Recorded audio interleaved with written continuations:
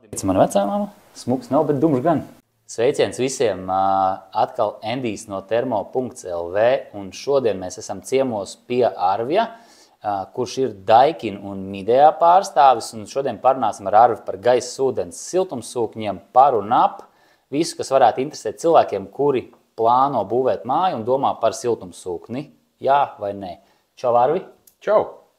Pastāst pats par sevi, es jau divos vārdos izstāstīju, bet... Esmu siltumsūknis pārdošanas vadītājs un nodarbojamies ar Daikin, Midea, Termija, Flexit un vēl dažādu brendu tirzniecību Latvijas teritorijā. Super, es uzreiz sākšu ar tādu smagsvaru. Kā izvēlēties siltumsūkni? Kas ir labs siltumsūknis? Pirmkārt, izvēlēties siltumsūkni, it sevišķi ar mūsdienu un jauniem projektiem, tur parasti nāk energoefektivitātes certifikāts. Tas gan ir pagaidu, bet jebkurā gadījumā tas ir referents, pēc kā var izvēlēties iekārtu, var saprast, uz kādu siltuma zudumu māja ir paredzēta un tiek celta. Ok, sākam ar dokumentu. Sākam ar dokumentu, jā. Otrs ir tāds nerakstīts, bet kvadratūra. Pēc mājas kvadratūras arī vairāk vai mazāk var noteikt, cik būs jaudīgs siltumsūknis nepieciešams. Ko darīt tiem, kam ir jau varbūt veca māja? Tur ideālā gadījumā būtu arī izsaukt šos pašus speciālistus, kas veic šo energoefektivitātes pārbaudi. Bet nedarīs. Diemžēl, jā, tas ir diezgan arī naudas-ietilpīgs pasākums, līdz ar to jā, daudz to nedara. Nu, tad mēģinām saprast, kāda ir bijuši iepriekš patēriņi no iepriekšējā kurināmā. Tur ir granulas, gāze, to arī ir iespējams izreikināt. Pēc tā var sareikināt, ne? Pēc tā var sareikināt, saprast, jā, cik tur būs plus mīnus šie te patēriņi. Un svarīgais moments ir, kāda ir bijusi ūdens padeves temperatūra. Respektīvi, ja tā ir radiatoru sistēma, tad tur var gadīties arī, ka siltumsūknis īsti nebūs pa ceļam. Bet, ja tā būs silto grīdu sistēma, tas būs 90%, ka tas derēs un tur būs ar ko aizvietot un uzstādīt.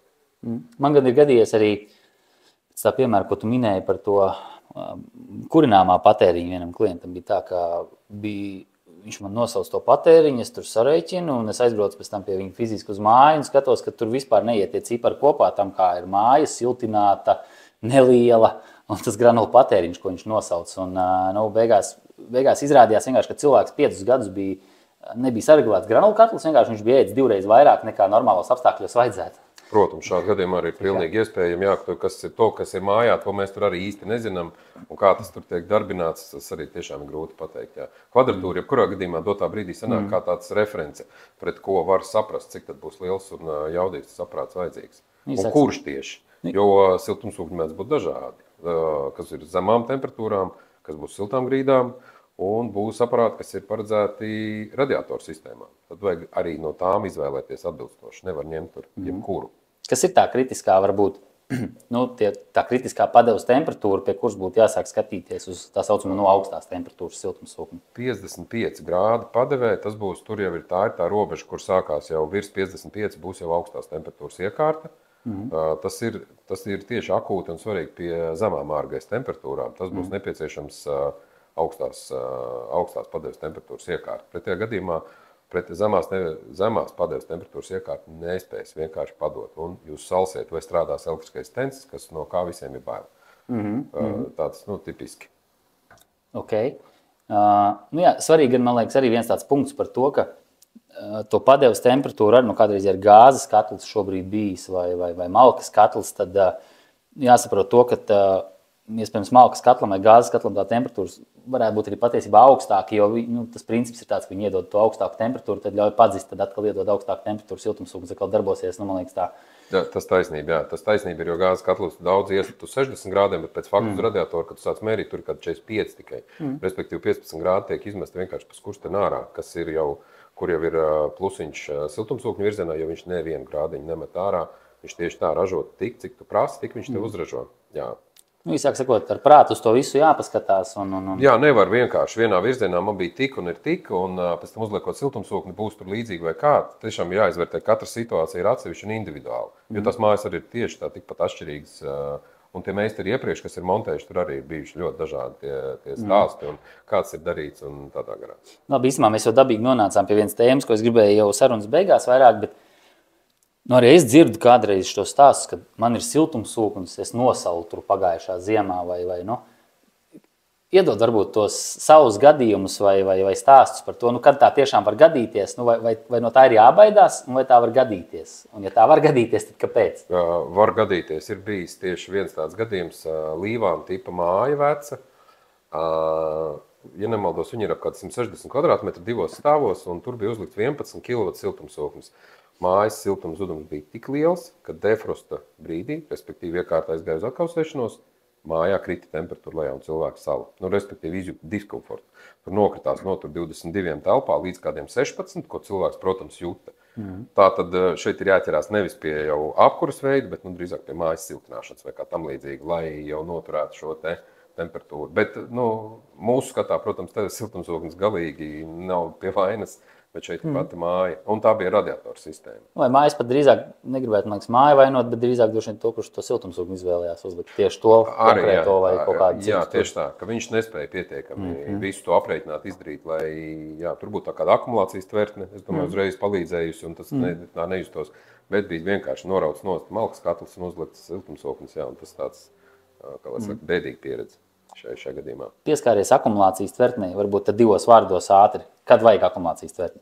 Akumulācijas tvertni vajag pie mazām sistēmām, respektīvi ļoti maz māju. Ļoti maz māju, 60 kvadrātmetri, 100 kvadrātmetri. Tajās sistēmās, lai iekšā ne vairāk kā 50 litri apkurss šķidruma ūdens, tur būtu nepieciešama akumulācijas tvertne. Bet atpakaļgaitā bez nekādiem papildus sūkņiem, tas ir nomierinās siltumsūkņu darbībai, lai tos elektriskos tenus tik bieži neslēgtu iekšā. Viņš arī neraustītos, viņš miermērīgāk darbotos. Un arī defrosts viņam notiks, atkausēšanās cikls viņam notiks daudz mierīgāk. Tas viņam ļoti palīdzēs, jo 20 litri, ja nemaldos, ir minimālā litrāža, ar tiem 50 litru, ko uzliekot, viss uzreiz atrisinās un nomierinās. Mēs iegūstam principā ekonomiju, jo siltumsūknis neraustās, nepieslēdz tur kaut kādas tenus, atkausēties tā tālāk. Labi. Tu jau pieskāries arī par to telpu platību. Ir kaut kāda minimālā vai maksimālā temperatūra, kurā mēs varam uzlikt siltumsūkni. Es nezinu, 2 stāv dzīvoklī. Var likt gaisa ūdens siltumsūkni? Likt var, bet viņš nestrādās ekonomiski. Viņš strādās, viņš raustīsies. Viņam būs par mazu, 2 stāv dzīvokli, tas ir 40-50 kvadrātmetru dzīvoklis. Tur tās šķidruma temperatūra, bet daudzums ir ļoti mazs un iekārt arī. Viņš ātri sasniegs vajadzīgo, izslēgsies, jo minimālā jauda siltumsūknim ir 4 kW. Pie šāda gadījuma tur radiatoru sistēma vispār būs diezgan traki. Viņš tiešām raustīsies patstāvīgi. Manā skatījumā gaisa siltumsūknis uz šādām telpām būtu atbilstošāks. Gan no investīciju viedokļa, gan no tā, komforts būs, protams, ar gaisa ūdeņu, jo tās ir silts grīdas. Gaisa siltumsūknis tomēr spēs nodrošināt, tās grīdas būs vēsākas.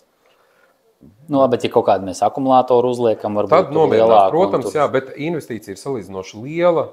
Protams, tu iegūsti autonomu apkuri, karsto ūdeni, visas lietas, tu dabūtu komfortu, bet tas maksā naudu. Un bišķiņi vairāk vieta īstenībā arī kas uz tiem 40-50 kvadrātmetriem īstenībā ir diezgan tas ir kritiski, jā, jo tur ir vēl akumulācijas tvertne, respektīvi tas nebūs vairs kā Daikin vai Midea gadījumā, kas ir 600 uz 700 pēda, respektīvi tur zem kvadrātmetra, tur būs jau 2, tur būs vismaz kāds pusotrs kvadrātmetrs aizņemts uz zemes vietu tas viss. Un tas jau būs mazāk vietas, kur dzīvot. Atsevišķi telpu uzreiz paredzēt. Mēs gan esam arī iespieduši tā saucamajos dzīvokļos, kur ir zaptas, agrāk glabāja bija tāds kambarīts, augstais skaps, tur 2 kvadrātmetri tādos var arī iespiest, ja vajag. Jā. Labi, tik tālu labi. Par to platību izrunājām. Ko vēl es gribēju prasīt? Vai ir, vai obligāti jāparedz kaut kāda otra apkura? Mēs tāpat fórumos, Facebookā fórumā ir teiksim, cilvēki, kas pārstāv to viedokli, kad ieliek siltumsūkni, vajag obligāti ielikt kamīnu vai kaut ko, jo, teiksim, siltumsūknis viens pats tur nevarēs piekurināt to māju. Kā ir? Var? Nevar? Pilnīgi mierīgi var iztikt ar vienu pašu siltumsūkni. Siltumsūknis pirmkārt ir aprīkots arī ar elektriskiem backup kīteriem, palīgsildītājiem, latviešu valodā runājot, kuri pie mīnusiem, jebkurā gadījumā, pie lieliem mīnusiem, jebkurā gadījumā nāk palīgā un arī, ja kaut kas notiekās tam āru blokam un nespēj viņš pilnvērtīgi funkcionēt, tur ir tie 9 kW sildītājs. Šobrīd Latvijā tas ir palicis populāri likt dubultās sistēmas. Viss ir tās spekulācijas ap gāzi, ap jebkādiem visiem šiem te, man liekas, no tāda viedokļa liek cilvēki divas, bet Tas ir pilnīgi pilnvērtīgi iekārta. Siltumsūknis var būt pilnvērtīgi iekārta un kurināt jūs visu gada garumā. Tad arī, ja būs, pieņemsim, 16 kW iekārta un palicis būs tikai uz 9 kW elektriskiem sildītājiem, jebkurā gadījumā nebūs tā, ka jūs nosalsiet un sasalsiet. Viņš tāpat spēs uzturēt plus temperatūru apkurs sistēmā un tur problēma tiešām nebūs. Parasti tā bažā, kas notiks, ja elektrība pazudīs? Jebkura apkurs sistēma izslēgsies. Cirkulācijas sūkņi šobrīd viss ir uz elektrību. Un neviens vairs netaisa pašplūsmas sistēmas, līdz ar to šis jautājums ir slēdzams pašā saknē. Tieši tas pats, kas ir jebkura cita sistēma. Viss apstāsies tieši tāpatām kā visos gadījumos. Bez variantiem. Okay. Pirms tam jau runājām par to, ka jūs izplatat gan Daikin, gan Midea siltumsūkņus. Skaidrs, ka šie abi brendi ir, es teiktu, atšķirīgās tādās kategorijās. Midea būs vairāk tāda budžeta iekārta, Daikins būs vairāk tāda premium iekārta. Varbūt tu vari divos vārdos izstāstīt, kas tad atšķirās tam Midea un, teiksim, premiumam un budžetam. Kāpēc tur izvēlēties premium vai kāpēc izvēlēties budžetu? Viens sliktāks, viens labāks. Kādas atšķirības? Primāri būs un pamatā būs jaudas noturība pie zemām ārgaisa temperatūrām. Daikin siltumsūknis tiek izstrādāts priekš Skandināvijas un Skandināvijā ražots tiek Eiropā, priekš Eiropas. Arī skatoties visās līknēs, var redzēt, ka tā jaudas kritums nav tik liels, kā, pieņemsim, būs Midea. Midea iekārtām būs pie -25 būs pusi no viņa nominālās jaudas. 8 kW siltumsūknis, teiksim, būs 4 kW siltumsūknis. Jā, tieši tā, viņam būs 4 kW. Tas gan ir skaidrojums ar to, ka, ja arī tehniski apskatās iekārta radiatora, ārējā bloka radiatora lielums, biezums ir mazāks, un tad virsma ir mazāka, līdz ar to viņam tā siltuma noturība ir arī mazāka. Daikinam atkal viņi būs lielāka, viņiem būs lameles ciešāk, un uz tā pamata viņš arī spēs gan ilgāk, gan zemākā temperatūrā ar labāku jaudu strādāt. Kā arī, protams, ražotājs, kas nodarbojās tikai ar siltumsūkņiem kondicionieriem, kā Daikins, viņi būs pievērsuši ļoti stingru uzmanību šim te faktoram, lai strādātu ziemā, lai meņu būtu ērts, lai tur būtu visas iespējamās funkcijas iestīm, ko var izmainīt, lai tā iekārta optimāli strādātu konkrētajā objektā. Midea ir, protams, arī ļoti liela kompānija Ķīnā, tas ir top 500 uzņēmums pasaulē, bet viņi ražo no A līdz Z, viņi ražo visu iespējamo, gan sadzīves tehnika, gan kondicionieri un visas pārējās lietas. Manā skatījumā kompānija, kas pievērš uzmanību konkrētam vienai lietai, viņš to izdarīs viennozīmīgi labāk. Jo koncentrācija ir vienā virzienā, nevis dažādos, un mēģina visur, kur izspiest labumu ārā no visas šīs lietas. Īsāk sakot, sildīs abi divi, bet vienkārši viens pie kaut kādiem mīnusiem un augstākā laikā vienkārši būs mazliet efektīvāks, mazliet klusāks, iespējams, kaut kāds ērtāks un tā tālāk. Protams, brends kā tāds, ja mēs, brends kā brends, vienam arī vienam patīk Dacia, varbūt vienam Mercedes. Protams, jā. Uz priekšu brauc abi divi. Jā, bet Midea arī būs ļoti tāda kvalitatīva aparāta. Šobrīd jau mēs viņus jau tirgojam kopš 2008. gada Latvijā. Nav nekādu problēmu. Viss ir saremontējums, viss ir izdarāms, iekārts gadiem strādā. Man pašam garažā stāv Midea gaisa siltumsūknis, fantastiski tur darbojās. Uz uzturēšanas temperatūru 8 grādi un griezdamies iet, vispār nekāda problēmiņa. Ok, labi. Par kaut kādām bišķi praktiskākām lietām paspīdzināšu tevi. Kad cilvēki, tieši tā viņi sāk būvēt māju, un tad, viņš ir izdomājis, viņš grib to siltumsūkni, nevis tur kaut ko citu, un tad vienmēr ir kaut kādi tie praktiskie jautājumi sāk rasties tur, ko man likt, kādu man vajag. Tad viens no jautājumiem, ko es saņemu, ir teiksim, tā saucamie monobloki, kur savienojas ar ūdeni, iekšbloks ar ārбloku, ir tā saucamie spliti, kur ir gāzes savienojums. Vai, teiksim, ir kaut kāda pareizā izvēle, tā būtu viena daļa no tā jautājuma, vai ir kaut kāda pareizāk izvēle mūsu klimata apstākļos, tur ņemt ar gāzes savienojumu vai ņemt monobloku? Manā skatījumā pie mūsu klimatiskiem apstākļiem būtu ar gāzes, respektīvi ar freonu savienojumu, jāņem, tāpēc, ka mums ir tomēr tās negatīvās ārgaisa temperatūras, jo monobloku iekārtām ir jāpild iekšā etilēnglikols, tosols, tātad nesasalstošs šķidrums. Tas uzreiz mazina iekārtas jaudu, mēs zaudējam uzreiz no izvēlētās, vai mums ir jāņem soli lielāka, vai arī mēs tai pašai iekārtai zaudēsim jaudu. Kā arī vienmēr tas risks par tām pārplēstiem caurulēm, visām pārējām lietām. Freonu sasaldēt nav iespējams, Manā skatījumā tiešām būtu pareizāk izvēlēties ar freonu savienojumu. Tas būs šeit absolūti atbilstošāks risinājums. Okay, un tā monobloks vairāk tāda centrāla Eiropa, ja kaut kas tāds? Jā, kur silts, kur ap nulīti ir, kur varbūt mazliet mīnus uznāk, kur -10 ir kataklizmā. Mums -25 ir vēl normāli.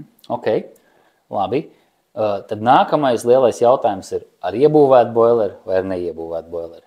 Kurš ir labāks, kurš labāk strādās vai kurš ir pareizāk izvēle? Manā skatījumā ir ar iebūvētu tvertni būtu pareizāk izvēle, jo tas iebūvētais boilers ir ražots tieši priekš šī siltumsūkņu modeļa, un viņš ir viņā jau iebūvēts iekšā, respektīvi siltumaņa laukums ir ļoti liels.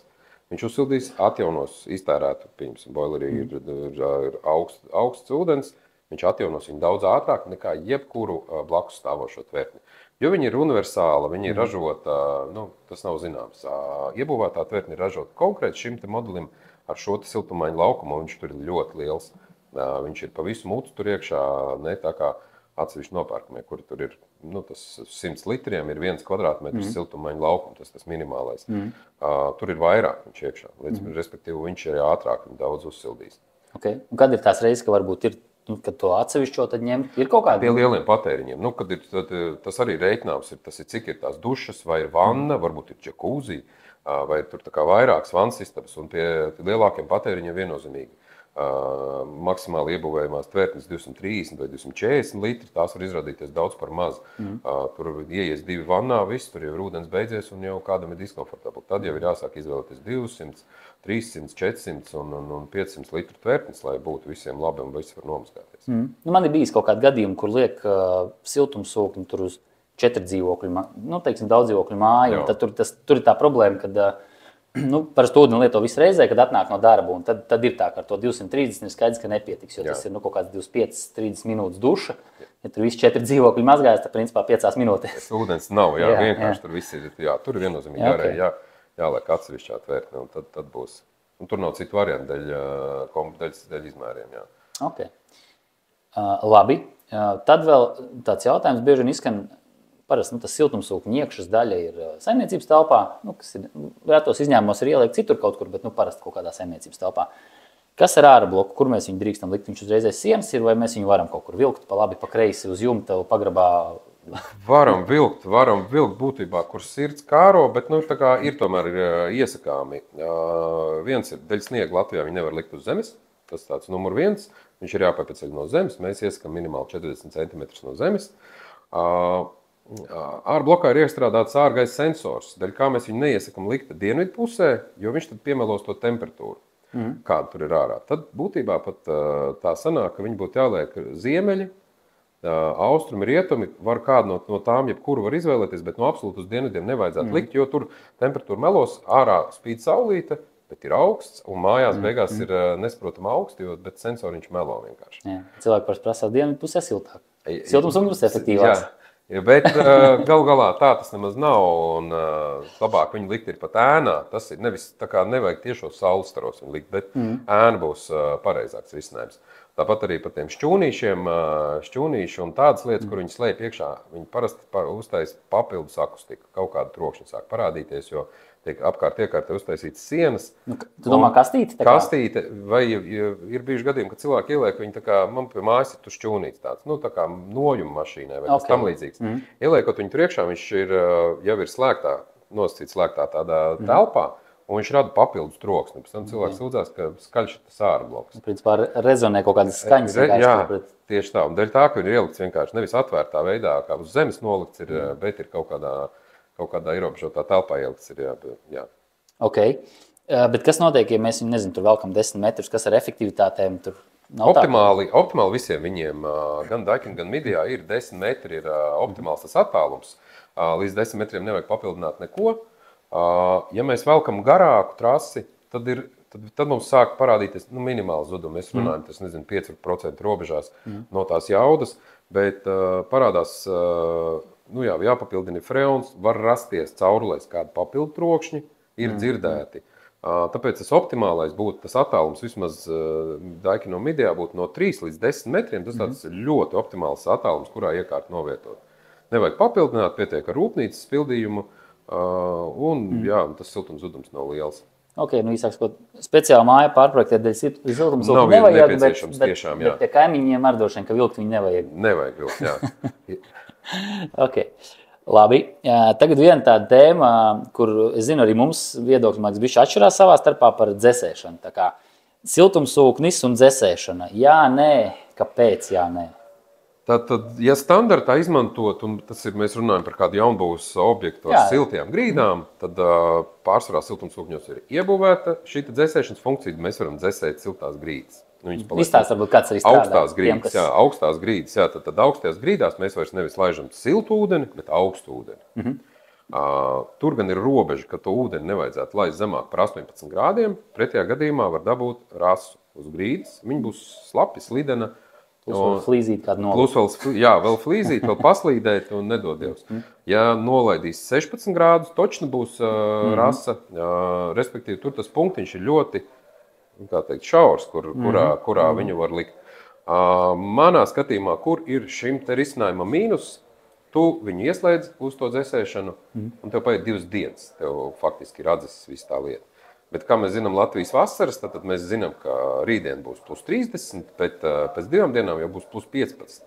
Tu būsi ieslēdzis savu dzesēšanas funkciju, māja būs nodzesēta, tu jau gribēsi izslēgt to, izslēgs ir ārā, bet jebkurā gadījumā inerts paliks. Tātad 2 dienu garumā tu vēl būtībā salsi, kas būs tāds, kas ir tas manā skatījumā. Ja mums būtu konstanta vasara kā Spānijā, kur ieslēdzās 30, un viņš ir vienkārši no aprīļa līdz septembrim, tad šis te risinājums manā skatījumā ir ok.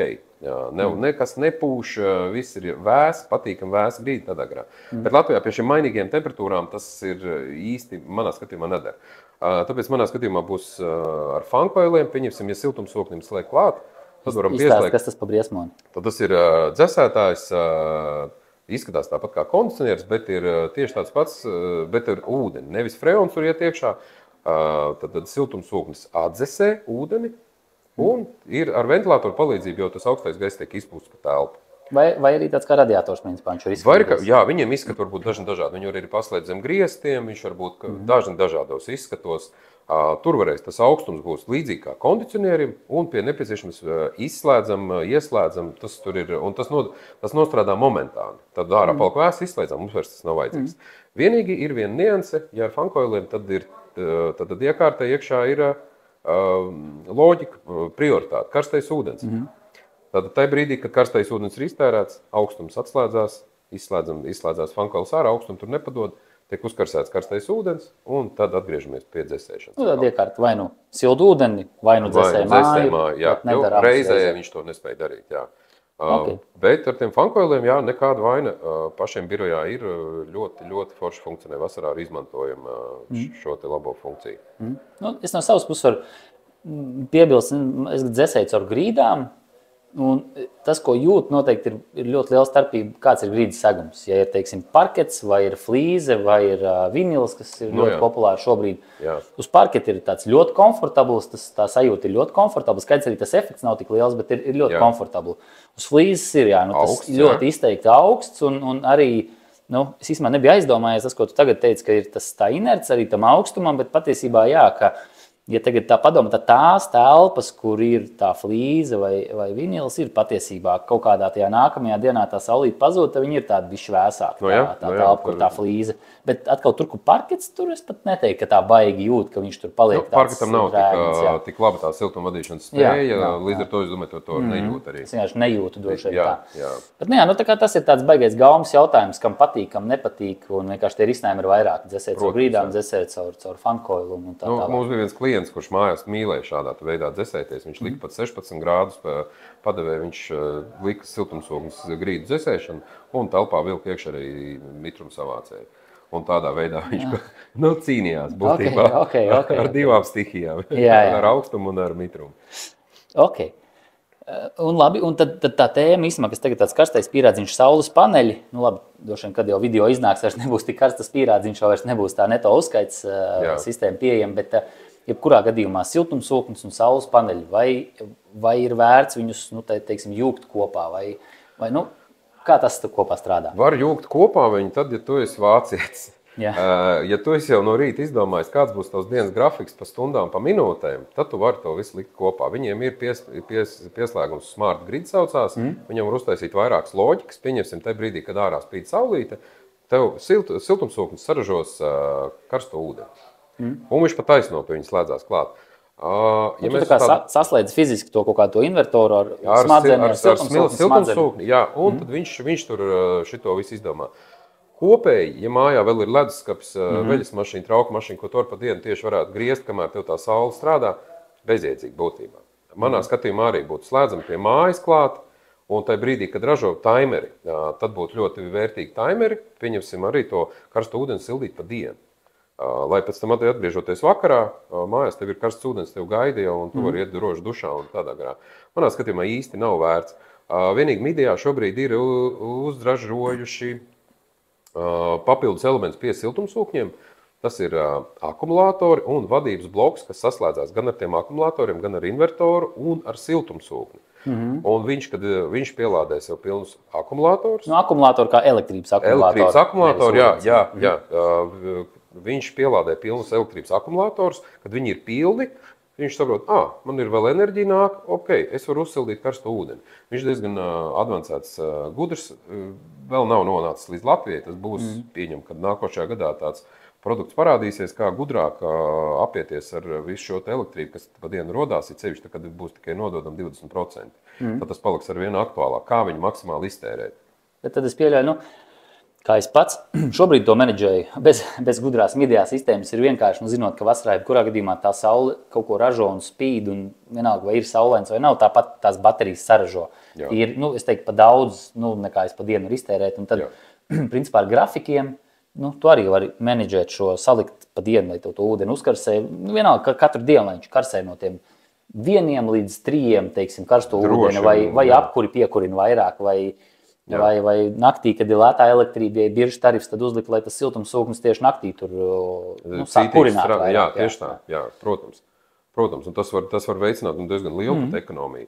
Jo, ja sanāk tieši tajos augstajos tarifos kaut ko tur kurināt, tur tāds nopietns rēķins sevišķi pie kaut kādiem mīnusiem sanāk, kad iekārt tieši patērē tā intensīvi. Jā, tas ir viennozīmīgi. Taimerīši vispār iekārtā ir ļoti, ļoti iesakām lieta, kad gan uz apkuri, gan uz ūdeni, kad tas viss strādā uz taimeriem, tad ir fenomenāli. Bet Daikin's un Midijā to, ap divi to darīt, vai ne? Protams, jā. Abiem diviem to var iestatīt vispār bez nekādām problēmām. Un tad mēs īstenībā tā labi pārgājām pie tās nākamās tēmas, kas man ir tāds kaut kādā ziņā sāpīgs punkts, kā uzstādītājiem ir vispār par uzstādīšanu, par siltumsūkņu ieregulēšanu, cik tas ir būtiski un vai tas ir būtiski, jautājums būtu. Jā, protams, tas ir ļoti būtiski. Un ko tas vispār dod? Jo es esmu redzējis dažādus dzīvē brīnumus, kur cilvēks zvana, saka, hei, man tur ārprāts, nenormāla elektrība, siltumsūknis, tu aizbrauc pasties, vienkārši tur ir kāds kaut ko uzspiedis, salicis, tur kaut kādas augstas izējas temperatūras, vēl visu kaut kādas brīnuma lietas, un, protams, tur, jebkurš došana labākais siltumsūknis strādā šausmīgi, ja vien saspaidīt šausmīgi. Tieši tā. Ar siltumsūkni un ar tiem pirmatnējiem iestatījumiem, kad atbrauc viņu uzmontē, bieži vien, sevišķi kaut kāda jauna māja runa, var ir nav pat īstenībā nozīmes, varbūt arī jau vecāka māja. Atbraucot, uzliekot, mēs savus siltumsūkņus, gan mūsu meistari, gan mūsu arī klienti, viņus montē uz atkarībā no ārgaisa temperatūras, šo padeves temperatūru. Pirmā reize aizbraucot uz to objektu, īsti pat to līknes, slīpumu, sagāzumu un vispārējo nevar nemaz tā noteikt. Viņš pirmā reize ieregulē un tad viņu sāk skatīties. Un tas ir tas moments, kurš ir jāpieregulē viennozīmīgi, jo bieži vien cilvēki, man kādreiz bija 45, tiek man arī lietas. Bet pēc fakta viņš nav nepieciešams. Tur var tos 5 grādus samazināt, 5 grādu mēs samazinot, mēs iekonomējam diezgan kārtīgi naudiņu. Uz apkuri un visām tām lietām. Iestatījumi ir ļoti svarīgs elements. Tas ir, tad, ja mums ir freondaļa, kur vajadzīgs ir speciālists ar certifikātiem atbilstošiem, tad ir vajadzīgs labs santehniķis, un tad vajag tiešām cilvēku, kas saprot, ko viņš tur regulē un ko viņš tur spaida. Lai nav, jo tas mums arī ir sūdzības no klientiem. Man te viss ir slikti, man te nekas nestrādā, siltumsūknis nekam nedara. Kad aizbrauc, paskatās iestatījums, tiešām pielabo iestatījums, cilvēks, tas viss ir uzlabojis. Tāpat arī iepriekš minētie taimeri. Arī tos vēl pielietojot, tur pavisam var optimizēt tās izmaksas un visus tos patēriņus. Jo bieži īstenībā tas, ko tu minēji, sanāk, tu to iekārtu uzliec māja vēl ir būvniecības stadijā, tas klients tur nemaz nedzīvo. Tur ir flīzētāji, apmetēji un tā tālāk. Ja, un tu, teiksim, uzliec, labi, tu tam cilvēkam izstāsti, viņš ir priecīgs, viņam tur tas siltumsūknis, tur krāsiņas mirgo un tur viss notiek. Un tad, kad viņš pēc tā pusgada ievācās, viņš tur sāk dzīvot, nu, man liekas, ir tik svarīgi, lai ir tas kontakts, joprojām to uzstādītāji, ka nevis to uzlika tur Jānis Pēters, Andrejs, un viņš uzlika un pazuda, bet kad tev reāli ir tas kontakts, ka tu vari nekautrēties pazvanīt un paprasīt, hei, nezinu, es te kaut ko nesaprotu, kas ir normāli, ja, vai man te kaut kas varbūt ir pa karstu vai pa augstu, un tad, nu, piebrauc pastāstīja, parādi, ja, nu. Vai pa telefonu palīdz, bet tur, nu, tā kā nav nozīmes, bet ka ir kam piezinīt. Jā, tas ir ļoti svarīgi, jā, kad kāds tev palīdz šajā jautājumā, un tev pieregulē, jo tiešām dzīve remontā visiem celtniekiem vienmēr ir karsti, viņš tur strādā. Kad tu jau ierodies faktiski dzīvot, jau tad tev tomēr ir vēsi, gribās tev vajag pacelt to temperatūru, nu, un to pareizi vajag izdarīt, nevis vienkārši iet tur kaut ko grozīt bez savas saprašanas. Mēs gan kā Daikins šobrīd Latvijā sākam pamazām ieviest attālināto ne gluži vadības, bet šīs te pieregulēšanas un monitoringa sistēmu, kad būs iespējams, kā pieņemsim Endijam, no sava mājās, no biroja apskatīties iekārtas, kuras būs pieslēgts pie interneta, viņam būs iespēja pieregulēt līkni, pamainīt tā kā to darbības veidu, viņš strādā pēc fiksētās temperatūras vai pēc ārgaisa temperatūras, un šis šobrīd tiek ieviest, tas ir konkrēti par Daikinu. Ieviešana nav super ātra, tāpēc, ka tur ļoti daudz visādi IT joki, kā vienmēr. IT joki, jā, kā vienmēr, tur vajag to, vajag šo adaptāciju priekš mūsu reģiona un visām pārējām lietām, bet šī lieta būs, tas uzreiz atkritīs, uzreiz tā braukāšana uz katru objektu. Cilvēks var piezinīt vai uzrakstīt, klau, man te vajag bišķiņu pieregulēt, un pareizi attālināt to izdarīt. Un tad, nu, protams, ar silto grīdu variantu, kad bišķiņu pieregulēt, tad ir jāpagaida vēl 2 dienas, un tikai tad parādās efekts. Jā, protams, tas nav tā, ka tur uzreiz ir karsts un viss notiekās. Ok, labi, un man tas tāda skatītāja, ne, bet klientu balss vienmēr prasa, kad būs melni siltumsūkņi, ko to neglītie, baltie, mums nav kaut kas smukāks, ko jūs, nu tā kā, kad būs? Kad būs melni smuki siltumsūkņi? Būs, tagad jau pavasarī būs melni siltumsūkņi. Midijā jaunā kravā tieši nāk melni āra bloki, ļoti skaisti uztaisīti. Labi, es jau vienu īstenībā redzēju, jums jau ārā bija tas demo modelis. Mums ir demo modelis, jā, tas mums tieši tiek pārbaudīts, bet arī tas, kas būs uz Freona, tas arī būs skaists melns. Ar Daikinu gan būs brītiņš jāpagaida. Visticamāk, uz kādu nākušā gada brīdiņu būs tieši melns modelis, kas būs jau ar propānu, tas gan būs jau ar ūdens savienojumu. Bet, jā, propāna iekšana nedrīkst vilkt līdz ar to, jā, bet būs melns visa būtībā sērija Daikina iekārtām, tad paliks melni ārējo bloku. Dotā brīdī jau ir augsts temperatūras iekārta melni āra bloku, bet, nu, priekš jaunbūvas mājas tāds nav nepieciešams, līdz ar to, jā, pagaidām ir balts. Mēs neesam nekad lieguši krāsot, ja cilvēki vēlas krāsot, to var darīt, galvenais neaizkrāsot modelīti un sērijas numuru, lai mēs varam atpazīt, kas tas tāds ir, no kurienes viņš cēlies un nācis. Tā visumā krāsojam un, ja gribās integrēt mājās, jo šobrīd modē ir, ja, melns mājas, tāds tumšs. Pelēks, antracīts. Jā, tur tas baltais āra bloks tiešām izlec ļoti, es pilnīgi piekrītu, vai viņš slēpta kaut kur. Nu, vienīgais droši vien varbūt labi nelikt viņu dienvidu pusē, un melnu nenokrāsot, jo savādāk tur... Tādu viņš cepsies augšā, atkal melos, tur temperatūrām būs ļoti slikti, jā, tad tur tiešām tad vajadzēs, nu, ir gan pieejama ārēji iznesamies sensori, tad būs jāpiepērk vēl tādu lietu un atkal kaut kur jāliek un jāpievieno tāds sensors. Visur prātu. Visu tieši tā, visur prātu rakot nevajag, jā. Ok, super, nu tas laikam no manas puses viss, ja vien tev kaut kas nav piebilstams, nezinu, nav kaut kāds tāds punchlines, ko tu gribi tagad iemest iekšā reklāmas, tā kā reklāmas 20 sekundes, es pēc tam atsūtīšu konta numuru. Es tagad domāju, nav man nekas, jo godīgi prātā vairs... Nav nekas tāds, jā? Nē, nav. Nu labi, ok, nu tas šodienai viss, paldies Arvim, ka parunājām par gaisa ūdens siltumsūkni.